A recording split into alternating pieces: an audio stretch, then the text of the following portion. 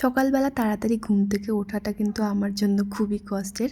যাই হোক, উঠতে তো হবেই, কারণ দেবরাত হসপিটালে যাবে, ওকে একটু খাবার বানিয়ে দিতে হবে। তো এখানে দেখো, আগের দিন আমি ওটস, খেজুর, দই দিয়ে মেখে রেখেছিলাম, আর সাথে একটু গ্রিন টি করে দিলাম। আর এখানে আগের দিন পুজোর প্রসাদ ছিল, সেটা ওকে এখন দিয়ে দিলাম। তো এখন ও খেয়ে নিচ্ছে, তারপরে একটু পরেই রেডি হয়ে চলে যাবে। ও যাওয়ার পর আমি বিছানাপত্রগুলো ঠিক করে আবার স্নানে চলে গেছিলাম। স্নান করে এসে পুজো দিয়ে এখন আমি যাব কিচেনে।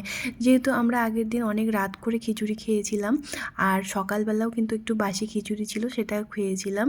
তো এখানে দেখো, দুপুরবেলায় আমি ভাত বানাবো না, তো এখন আমি উপমা বানিয়ে নিচ্ছি।